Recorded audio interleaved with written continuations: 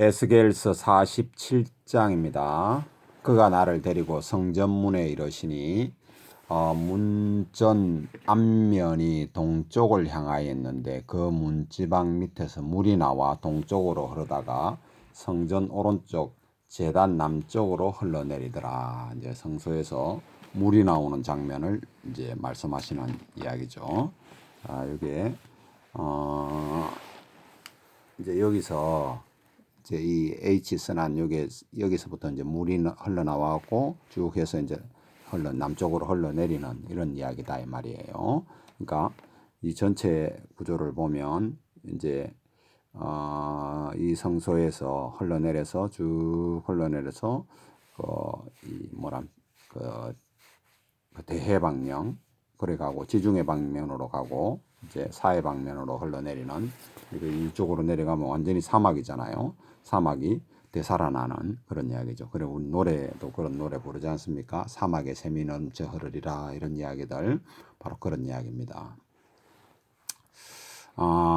그가 2절 그가 나를 데리고 북문으로 나가서 바깥길로 꺾여 동쪽을 향한 바깥문에 이르시기로 본즉 물이 그 오른쪽에서 서며 나오더라. 그 사람이 손에 줄을 잡고 동쪽으로 나아가며 천척을 청량한 후에 내게 그 물을 건너게 하시니 물이 발목에 오르더니 천척하면 한 6,000m 정도 가가지고 한번 청량하고 그러니까 그렇게 가니까 한 발목 정도 오고 또 천척을 청량하니까 이제 그 무릎 정도 오고 또 천척을 청량하니까 뭐 가슴 정도 오고 아주 헤엄칠 만한 아주 큰 강이 되었다 이런 이야기입니다.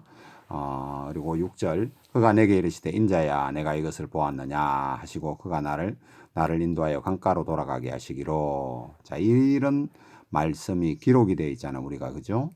근데 이런 말씀을 믿지 못하는 사람들이 참 놀랍죠.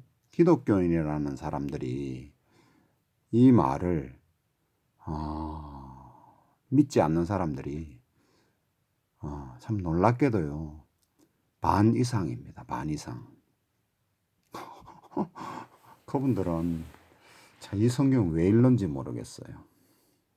저로서는 도저히 상상이 안 되는데 우리나라 대한민국에서는요.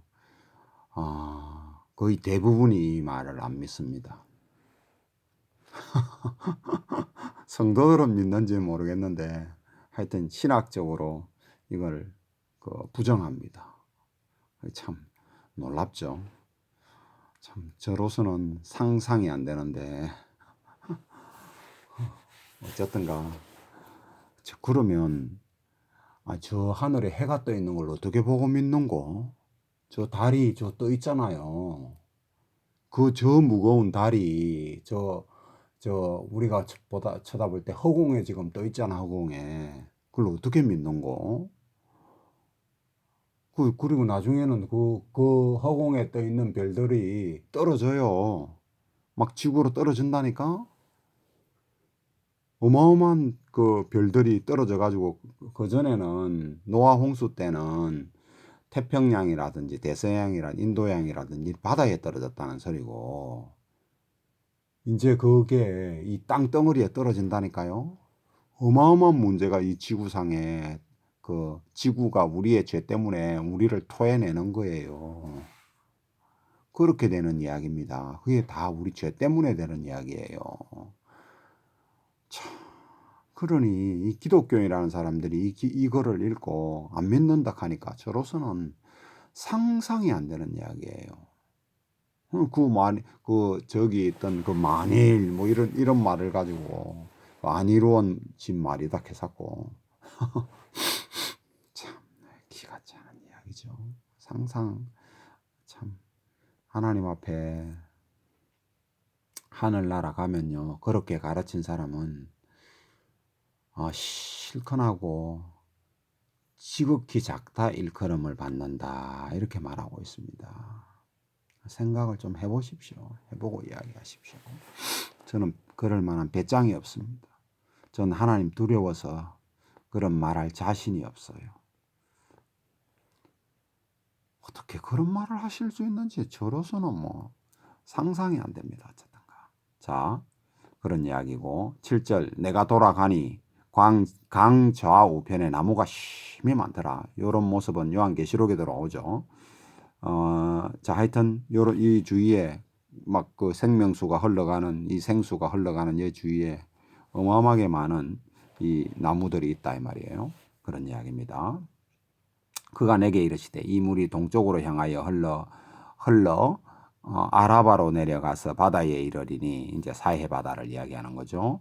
이 내리는 물로 그 바다 물이 대사를 하리다. 사해라는 말이 죽은 바다라는 소리 아닙니까? 근데 사해가 이제 바다가 살아나는 그런 이야기죠. 그런 이야기고, 이 강이 이 강가에 어부가 설 것이니 엄청난 이제 고기가 많으니까 막 어부가 나타난다 이 말이죠. 엔게디에서부터 에네글라임까지 거물치는 곳이 될 것이라. 에네글라임 이쪽이 어디냐 하면 적어놨었는데 사해 북부 우리 왜 쿰란 동굴 그 나온 그쪽 근방을 이야기하는 거예요. 그쪽까지 건물치는 곳이네. 그러니까 엄청나게 물고기가 많이 사는 그런 곳이 된다 이 말이죠. 그 고기가 각기 종류를 따라 큰 바다의 고기같이 힘이 많으려니 와 이런 이야기입니다. 얼마나 신나는 이야기입니까? 우리가 이 찬양하잖아요. 그 복음성가라 그러잖아요. 사막에 샘이 넘쳐리라. 사막에 꽃이 피어 향내라니라 하는 이야기가 바로 이때 이야기입니다. 그걸 이제 천년 왕국이다라고 하는 거예요. 그렇게 그 이제 천년 동안 이루어진다 이렇게 이제 되어지는데 여기 성경에서는 어쨌든가 영원 무궁토록 있다 이런 이야기로 되어 있습니다.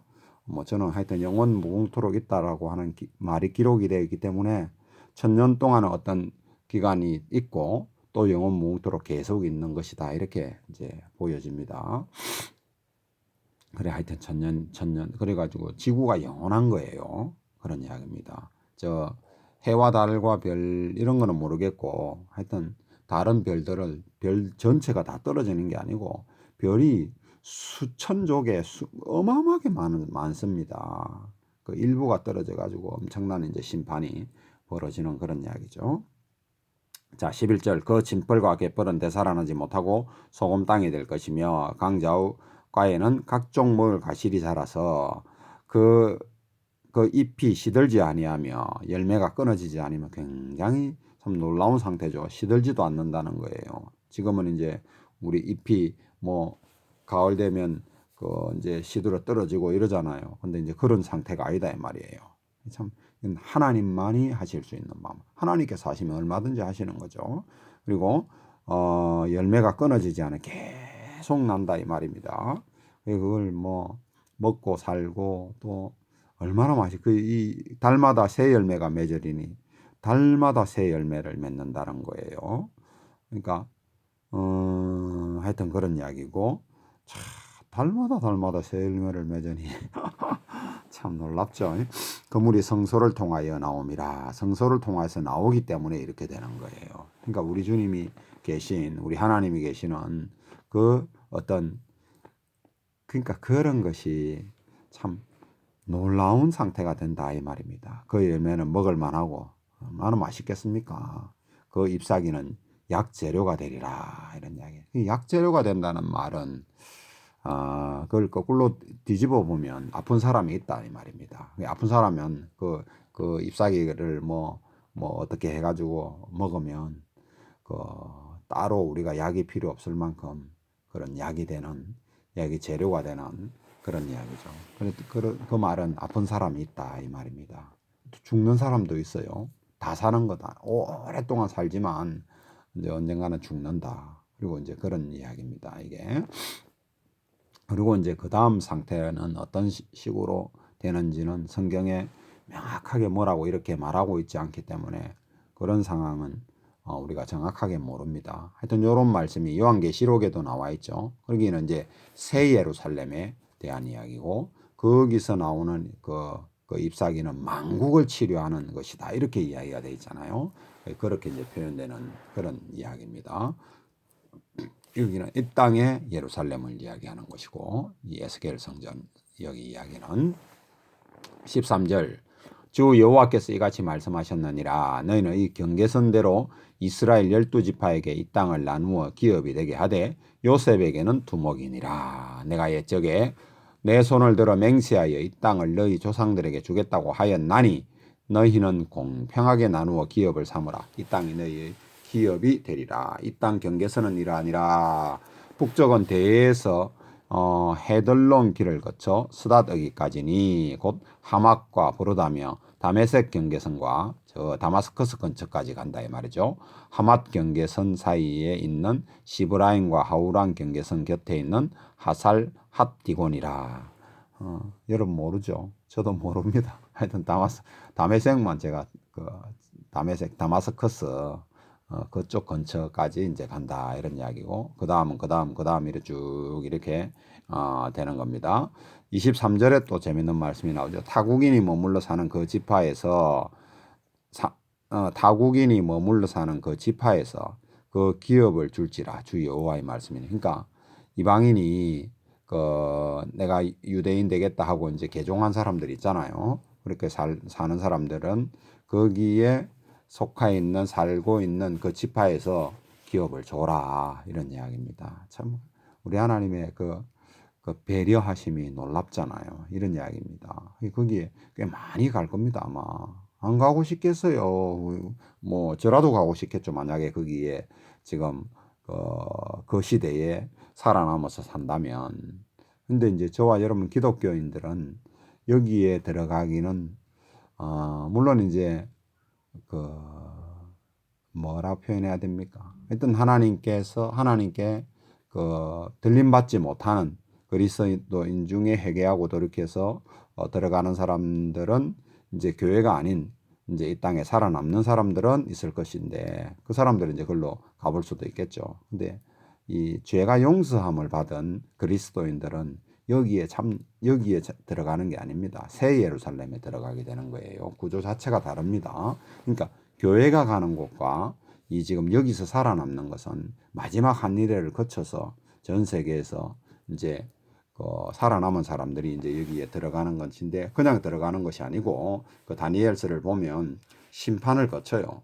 그래가지고 거기서 청소해 민족들을 심판한다 그런 이야기를 하시잖아요. 양과 염소를 신약 성경 표현대로 하면 양과 염소를 구분해내는 그런 이야기가 있는 것이고 다니엘서는 뭐냐면 1290일까지 견디는 자는 복이 있고 그리고 그 뒤에 말이 1335일인가 45일인가까지 하는 사람은 복이 있다 이런 말들이 그 심판을 거치는 거기에 이제 합격된 사람이 들어가는 거예요. 최초 우리 기독교인 오늘날 우리가 교회에서 쓰는 말로 하면 구원받은 사람만 거기 들어간다 이 말이에요. 여기 에스겔 성전이나 에레미야나 이사야서의 표현대로 하면 거룩한 자만 살아남는다. 이사야서 표현으로는 남은 자가 있다라고 하는 그런 표현으로 주로 이사야에서 표현되어 있고 에스겔인지 스가라인지 어딘지 하여튼 그 읽어보면 거룩한 자만 거기 들어간다 이런 이야기입니다. 그 거룩한 자만 여기 들어가서 어쨌든가 하는 거예요. 그러니까 거룩하지 않으면 우리 주님이 계신 곳에서 어떻게 살아남을 수가 있겠습니까? 그 앞에 못 선다니까요. 우리 주님과 그 통치자들은 보면 제사장이랑 이 사람들이 담 하나만 있고 방이 그렇게 있는 그런 상황인데 어떻게 설 수가 있습니까? 못 섭니다. 죄 용서함을 받지 못한 사람이 어떻게 서느냐고요.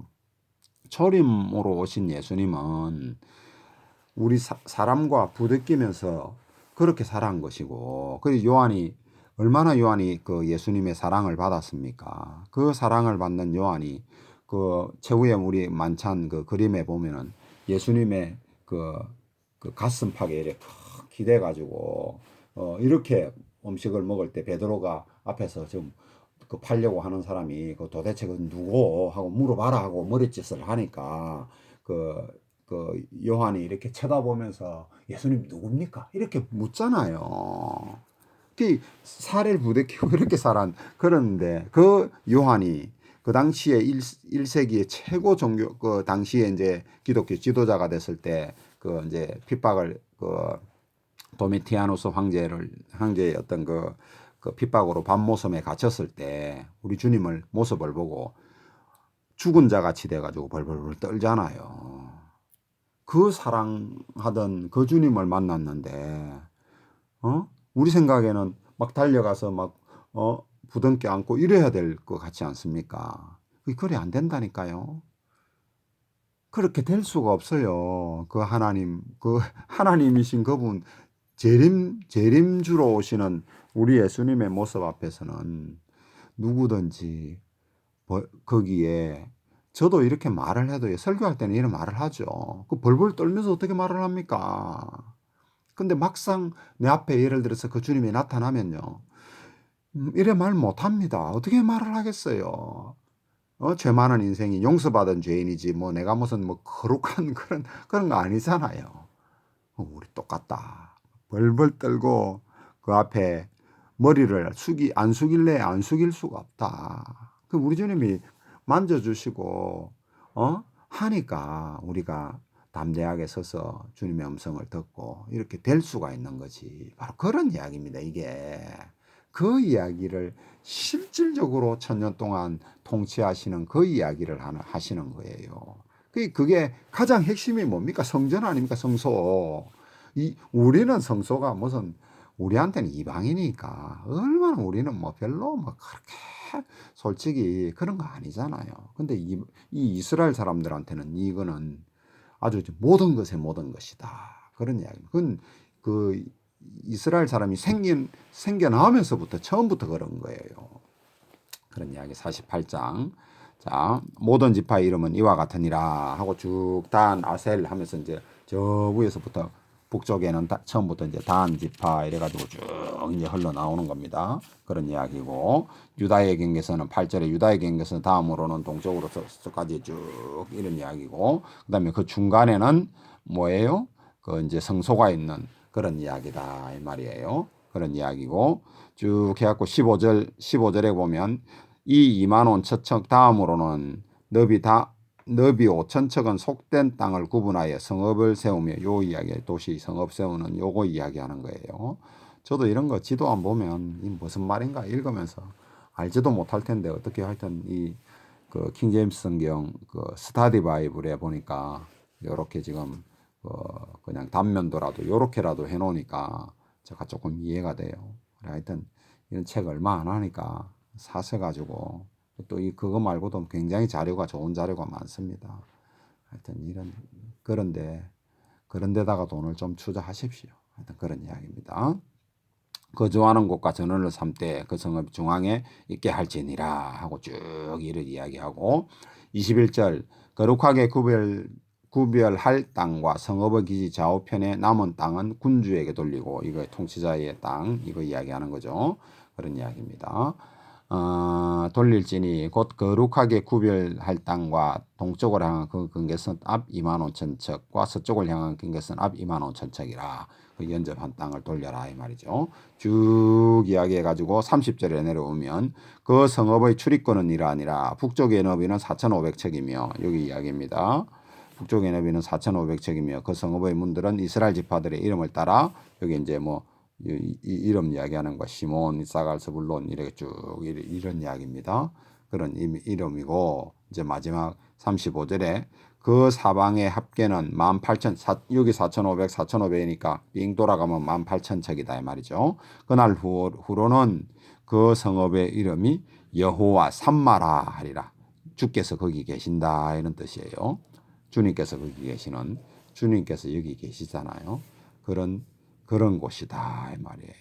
이게 우리한테는 자 우리가 유대인들이 쓰는 성경과 우리가 이 기독교인에게 준 성경은 다릅니다. 우리 기독교인에게 준 것은 그 창세기부터 시작해서 요한계시록까지 다 주셨고 유대인들은 신약 성경을 인정하지 않습니다. 신약을 그들이 읽고 인정하면 우리 예수님이 자기들의 메시아인 것을 다 인정하게 돼 있어요. 근데 마지막 때 이제 그게 이제 마지막 이대를 거치면서 이제 그 자기들이 인정하게 되어지는 그런 이제 민족적으로 인정하게 되어지는 그런 이야기인데 이제 제가 뭔 말을 하느냐 하면 우리의 성경의 제일 마지막은 기독교인의 성경의 제일 마지막은 요한계시록 아닙니까? 요한계시록인데 그 제일 마지막 내용이 뭐냐면 내가 다시 온다. 요 내용으로 끝나잖아요.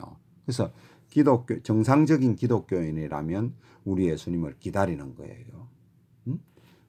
그렇게 되게 되어 있습니다. 근데 저 유대인들의 성경의 제일 마지막은 뭐냐면 역대기입니다. 역대기. 역대기의 제일 마지막이 뭔 내용입니까? 너희는 올라가서 성전 지어라 이런 이야기거든요. 그러니까 이 유대인들은 성전 짓는 것을 아주 정말 그 유대인이라면 성전 짓는 것이 이 어떤 아주 절대절명의 어떤 그것이에요. 우리가 꼭 우리 예수님 재림 기다리듯이 이스라엘 사람들은 성전, 성전, 성전, 오직 성전 이거예요. 이해가 되세요? 그러니까 이 에스겔 성전 우리가 볼 때는 이 에스겔 성전이 믿니 안 믿니 이딴 소리도 우리가 기독교인들이 하는데 이스라엘 사람들은요 이거 막 완전히 환장하는 겁니다. 그렇지 않겠어요? 이런 것을 이 사람들이 기다리고 있는 거예요. 그러니 저와 여러분이 이걸 읽고 뭐 우리 개념에 뭐가 안 맞다고 이런 생각하면 너무 우리 하나님을 모르는 거다. 너무 진짜 그 자기 이 머리에 뭐가 갇혀가지고 우리 하나님을 너무 모르고 있는 거다. 너무 이기적으로 성경을 보는 거다. 그래 보시면 안 됩니다. 이거 1차적으로 이 구약 성경은 이스라엘에게 준 거예요. 얼마나 정말 이 사람들은 이게 좋겠습니까? 그걸 생각해 보시라고. 또 우리한테도 이 일이 그들로 인해서 엄청난 어떤 그걸 주는 어떤 이런 상황일 텐데 되는 거예요 이게. 하여튼 이걸로 에스겔서가 이제 마지막으로 이 이제 바벨론 포로 이제까지 요 때까지가 이제 마지막 이제 에스겔 그 성전이고 그 다음에 이제 나오는 이제 바벨론에서 포로로 되돌아온 사람들 이제 학개, 스가랴, 말라기 이렇게 이제 되는 겁니다. 오늘 여기까지 하겠습니다.